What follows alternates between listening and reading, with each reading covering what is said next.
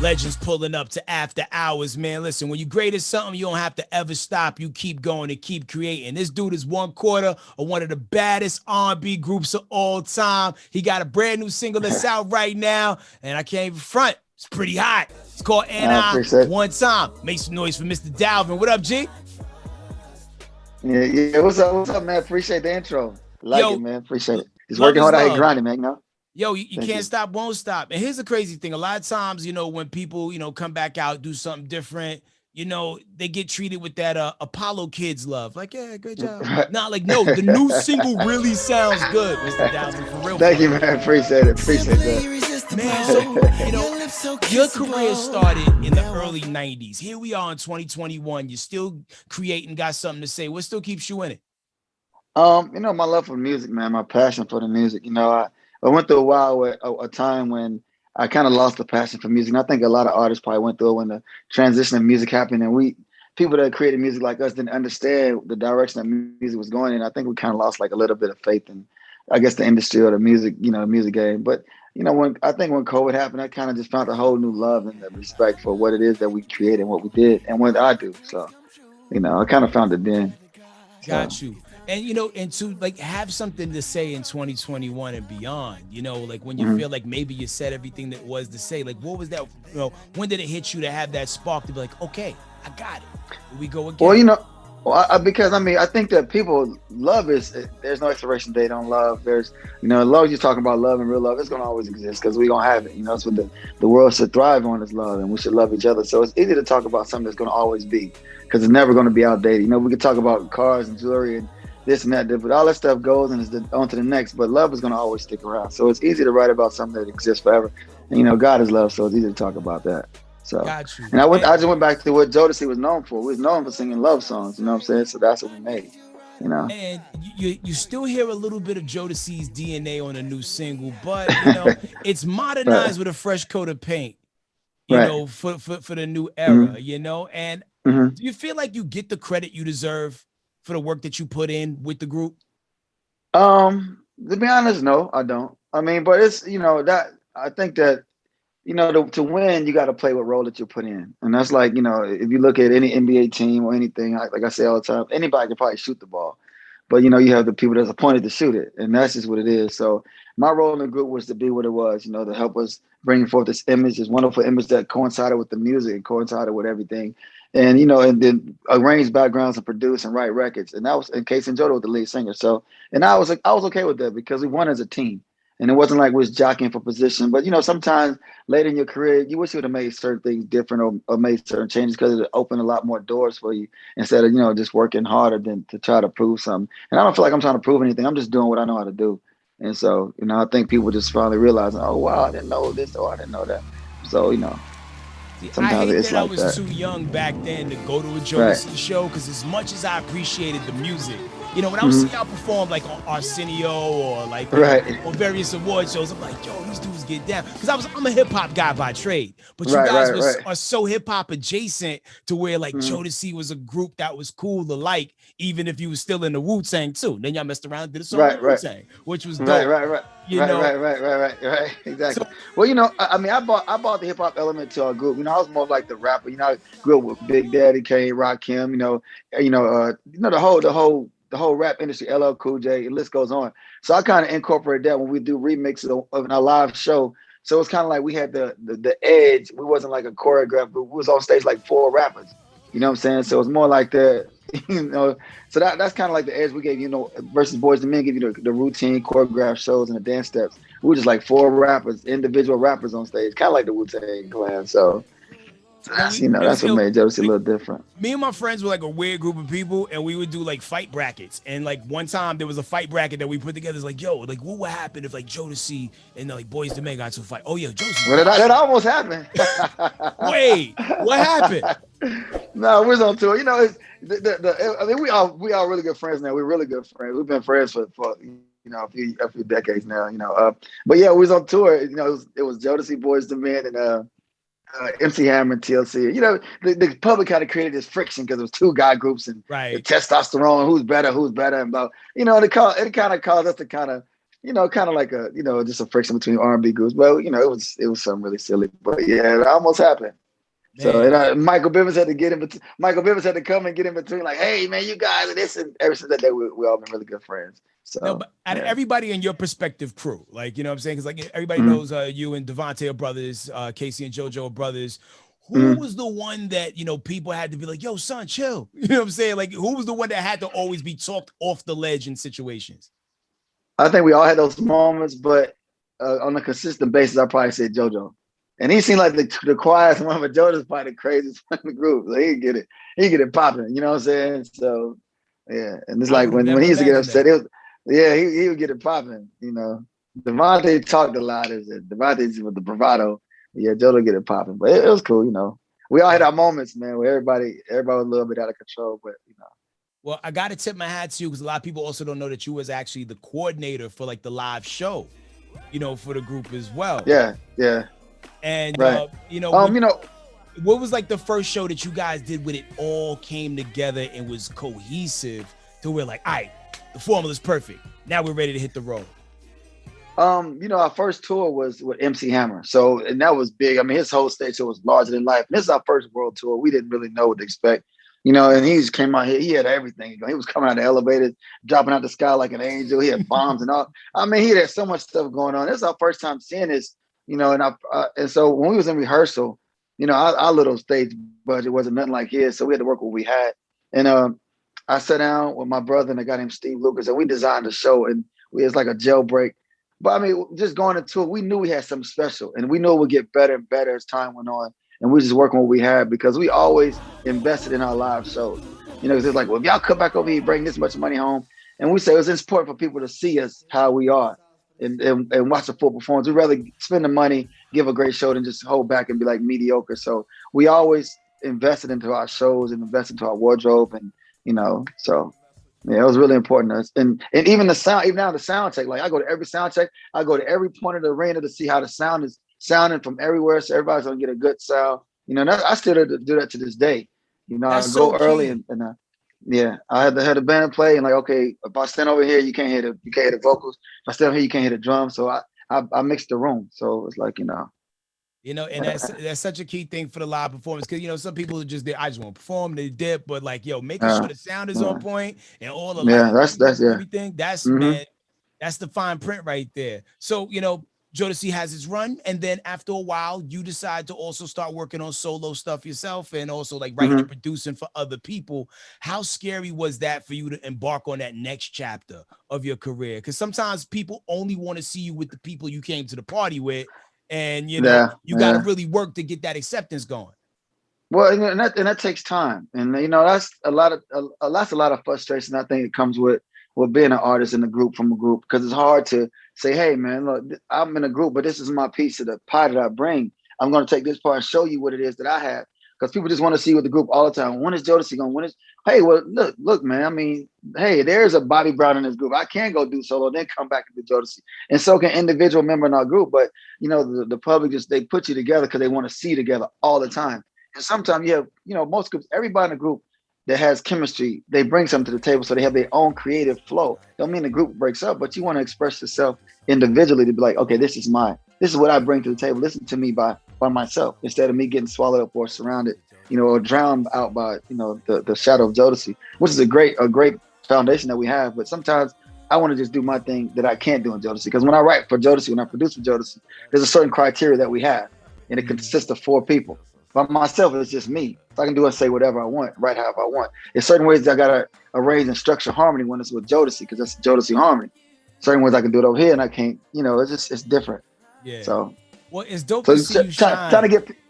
Thank you, man. I appreciate it. But they're trying to get people to understand who you are individuals. It's a little task. Yeah, trying to get people to see you individuals sometimes is a little task, but it's cool. I'm having fun making records. So I was digging through the catalog of records, and I was shocked to find out that there was so many singles and so many projects that you released. Because music is such a weird space. Sometimes if you don't go down a rabbit hole, be like, let me just Google and see what this person is about. Right. You'll have no idea because it's tricky for people to find. Sometimes that their favorite people are doing stuff in the mainstream because the music business from the radio side is so screwed up. Right. And as a person that's in radio, I could say this, right? But you got a record called She Bad. And you got my man Goods on there, who's the ill battle rapper, and I'm also a nerd about mine too. You got Miss Toy on. Is that the same Miss Toy from the Militia? That's right. Yeah. No, that's Miss Toy from I don't know if she's a Melissa, but she was the one on You Can Do It, Put Your Back Into It with Ice Cube. Okay, so Ice Cube record. Before she did that, she was also in this group called the Militia, and she was dope in that too. So right. How did y'all even all connect? Like, do you watch battle rap? You know, like how good? That's actually the second man Goods I got. We got 2 songs together. If you look at the song, I got actually 3. I got them on a remix to Good Times, which is my single. That's a bop too. Yo, the way you bring that Good Times in there, that's a bop, yo. Well, he's on a remix of that, which I just threw out there. I didn't even let people know was coming out. But if you go down the rabbit hole, that's down there too. That's pretty good. That's a pretty good single. It's like a 90s vibe. And he's on a song called Vindication that I did. So, but I was actually watching Funk Flex one day, Hot 97. I was watching Funk, and I saw Goods freestyling, and I was like, man, he's dope. So I went down the rabbit hole, and I went and dug up all this stuff from the battle raps, and and I was like, oh, this dude is dope.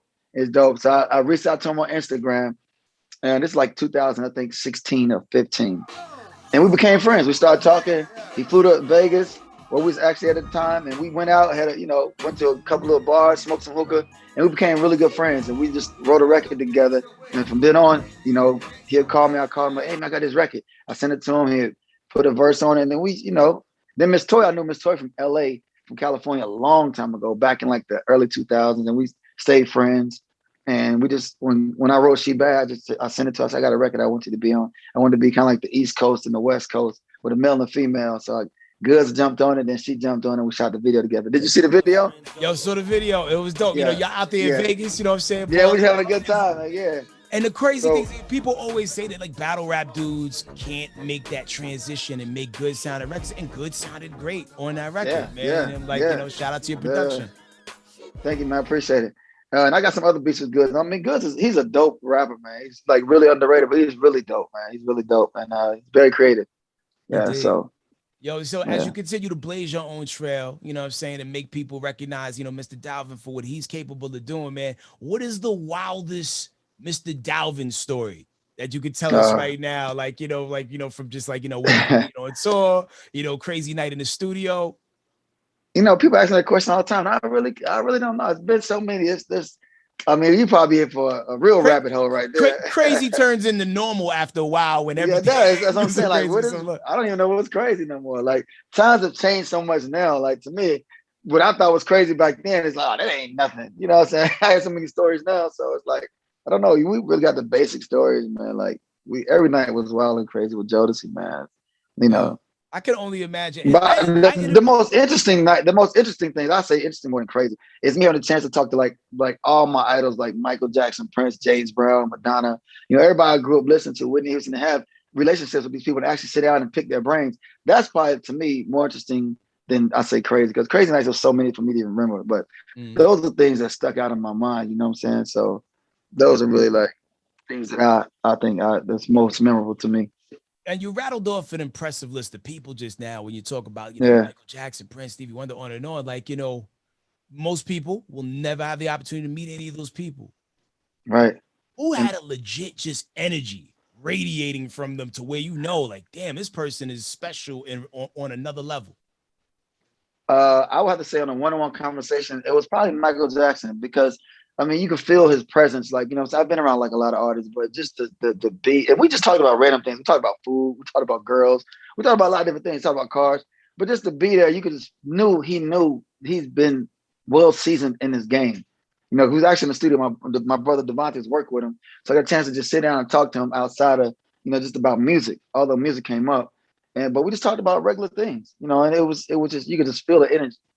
But and I always tell this funny story too. My favorite artist of all time was James Brown, and we got a chance to do a show with him in Osaka, Japan. Okay. And so it was 14,000 people there. It was Jodeci, Mary J. Blige, and James Brown, and we killed the show. We can't nobody come behind Jodeci. We make sure you can't come behind Jodeci. After that, whoever behind us, good luck.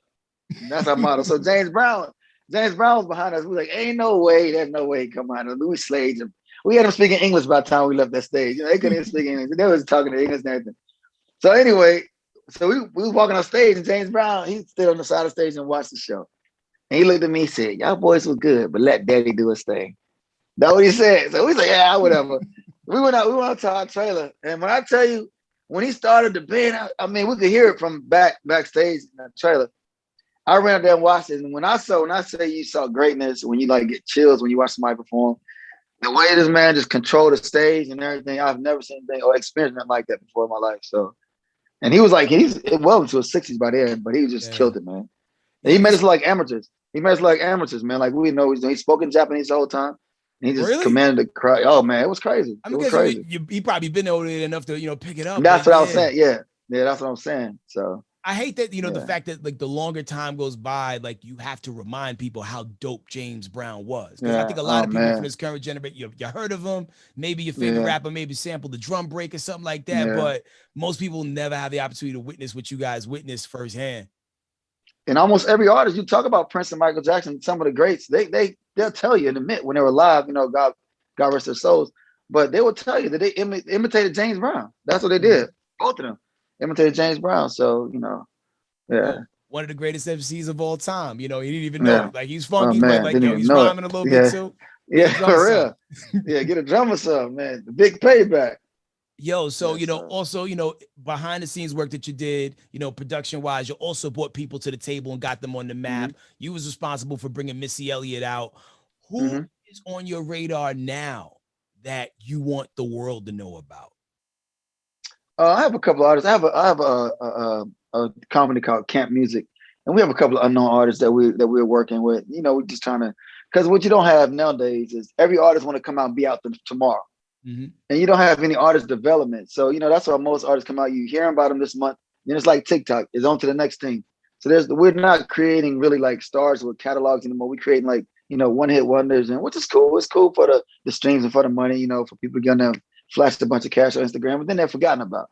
But what I want to do is I want to have artists develop where you sit down with artists and teach them about artists, what got them to here. Teach them about music. Because I mean, there's probably no artist you can't talk to me about. I mean, I've studied every artist from Donny Hathaway to, Luther Vandross to anybody you can name, the country, Sabati Ray. I mean, the list goes on. So, I mean, I study what I do. I study my craft. Now, my thing is I want to work with artists that's they're as interested in knowing where music really, comes from and stems from. So I have a couple of unknowns that I'm working with. Yeah. Like who should we be on the lookout for? Like, any names? I'm gonna keep it quiet right now because it's not like, but we're gonna have another conversation, man. So. I can't wait to hear it, man. And, too, man, I think about like, if social media was around in the 90s. Oh man, what kind of wildness would have been jumping off on the Jodeci IG, Mr. Dalvin IG? Like, what's going on? No telling. We probably been on TMZ more than IG. You know what I'm saying? I'm sure we would have been. So do you feel like that protected the magic a little bit? The fact that people couldn't get so close back then? I think that the mystique of artists kept them really relevant because you didn't know things that would have turned you off about an artist. Now it's almost like people feel like that you have to let them see inside your life everything. That they got to know everything. Like you can't have a private moment. They want to know this and they want to know that. What time did you go to the bathroom? This and that. And like I've never been like that. Some kind of private myself, but it's like this is the way of the new order as far as like, you have to kind of let people into your life and see, you out off the stage and kind of like into your private life, which is a little hard to do, but I mean, you have to. People want to know about you, but back then they had to just read about you in the magazines or whatever they saw on BET News or something like that. And then they got tidbits of what you were doing. So your private life stayed private, but now it's almost like you got to just, let everybody know everything when you sneeze, whenever, so it's everything. They want to know it all. I mean, and even so, like, a lot of times when you leave people's mic on long enough or give them too many opportunities to, like, represent and be out there, they end up saying something that gets themselves canceled. There's a whole bunch of people that's in trouble this week. Right? I saw it. Yeah, I saw it. How do you feel about the environment that we're in right now with all that? The fact that, people could take a soundbite, construe it a certain way, and then also sometimes the soundbite is actually would have been worse if you heard the whole thing. But I've seen it happen both ways. Like, oh, you just took a snippet and now you're trying to manipulate. Yeah, now you say, I think people, and this is a long shot. people should be fair, man. You know, because like you said, people can misconstrue anything about because people can edit anything they want, even the way the looks or sounds, anything. I think people should do further investigations instead of jumping to conclusions really fast. You know, because it's not fair.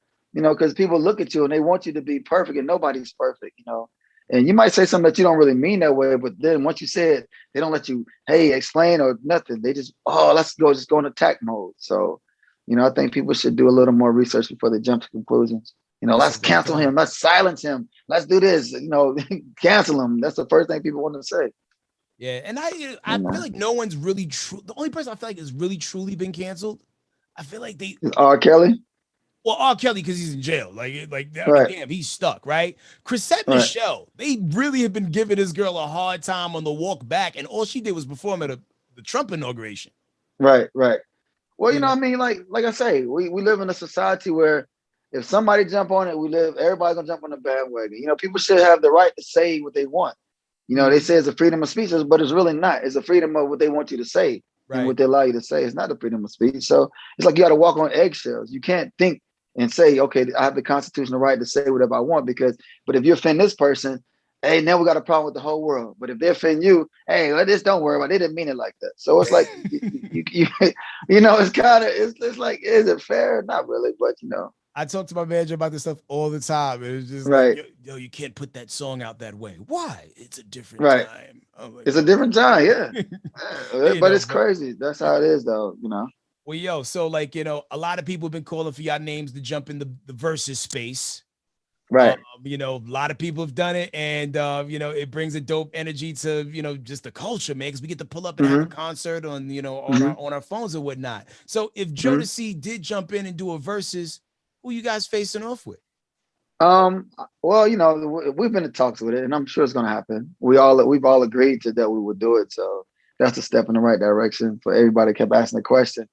Um, I think the best group for us, to me, in my personal opinion, and a couple guys in my group, would be Boys and Men.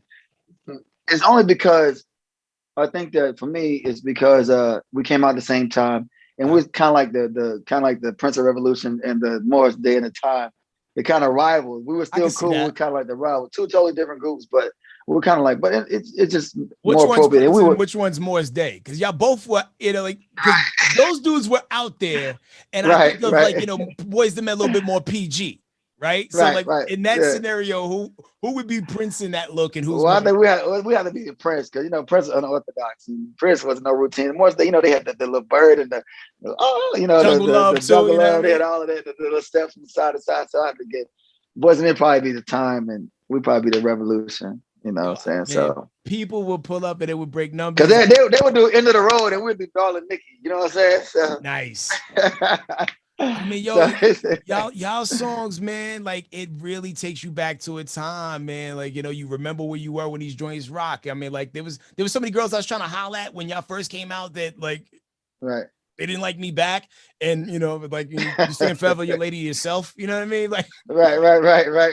but yo, man, like it just takes you back to a great time. So in addition to that, you Right. guys are also working on a biopic, right? Yeah, yeah, it's been in the works. We had a deal with VH1 back in 2015, and it was like signed, sealed, delivered, and you know, just a couple things at the end that didn't go right, so we just canceled. Because the thing about biopics, movies, and documentaries about your life, they last forever, man. So you want the Mhm. story to be told right, and you want to benefit you because you don't want to just do it because everybody want to make some money off of Jodeci story. It's got to be right, told right, because you only really get one real shot to do that. You know, I've seen a Got you. lot of biopics and documentaries that's ruined. You know, that's ruined a few people, and you can't go back and fix it. You can make a spinoff or make another one, but the first one is always the one people always go to. Yeah, You you know, gotta get it so right the first time. So you gotta let's get it just right the say first time. if the Mr. Dalvin poster was up and there was a tagline that explained who you were in the Right. whole scenario, what does that tagline say?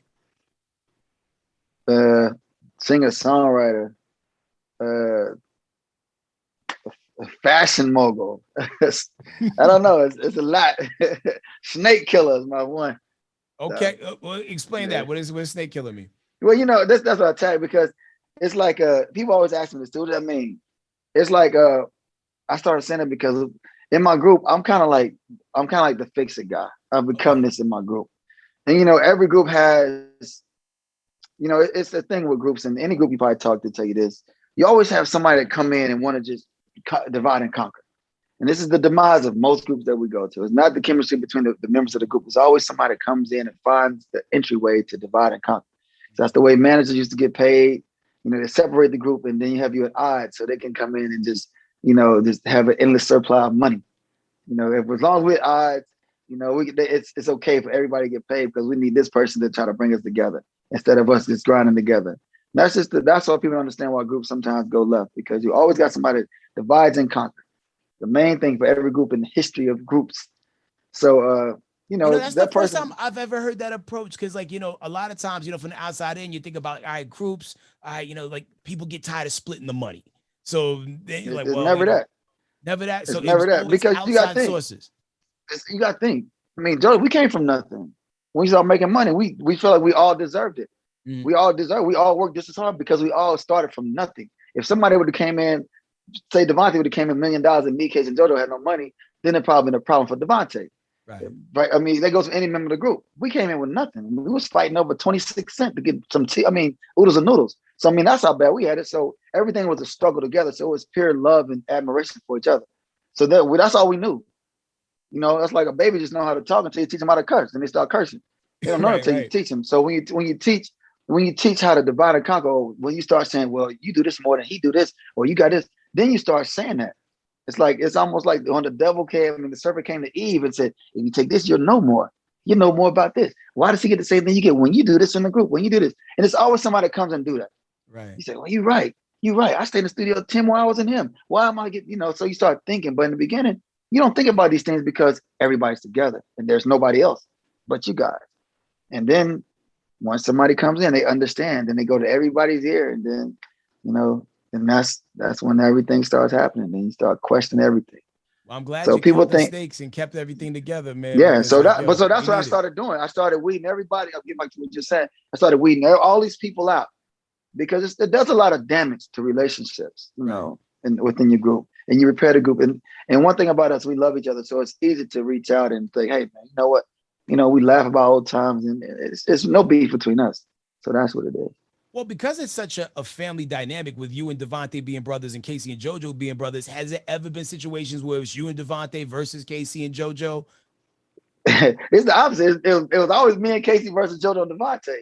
When we actually got to altercation, me and Casey, we was brothers. That's how close we are, man. So, you know, every time we fight, it's like it was me and KC versus JoJo and Devontae. They was cool, and me and KC was cool. Got So, you. yeah, so it always changed. The dynamics always change, but it's never been the DeGrates against the Haleys. It's never been that.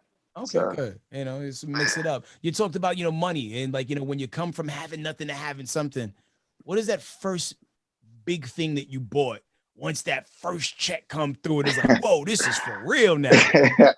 man, I'm gonna tell you, I had $30,000 in cash. Man, I must have blew it in probably like 5 days.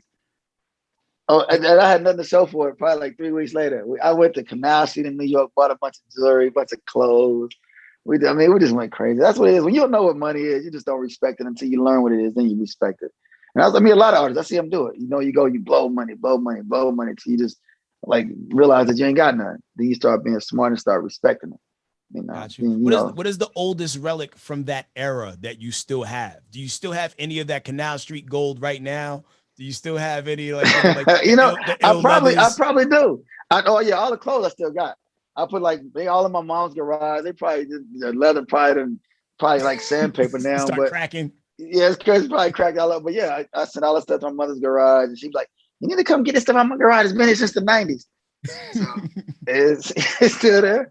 So I got some of the jewelry, but I mean, you know, that's old stuff now. So Got you. Well, yo, man, the leather may crack, but the music is forever. Mr. I Doubt. appreciate that, man. Thank you, New sir. Appreciate single it. is called And I. Yo, And go to your streaming platforms, run that up, check it out, man. You're in rare form right now. The music video is fire as well. thank you, man. Appreciate it. And Spend August, one money more over thing. there. August 20th, I have a new video. I mean, new single, new video coming out. It's called Inseparable. It's the follow-up to End I. So if you watch the End I, it's to be continued. This is the continuation of End I. It's called Inseparable. So that's August the 20th. And follow me at Mr. Dalvin on Instagram and Mr. Dalvin on Twitter and Dalvin DeGrate on Facebook if you're still on Facebook. So Well, Well, we tapping in, man. Thank you so much for your time and I your appreciate energy it, man. Thank you and for having me, everything man. you Appreciate contributed it. to the culture, man. Much love, Thank man. you, man. You too, man. Peace out, man. Peace. God bless you. All Same right. to you.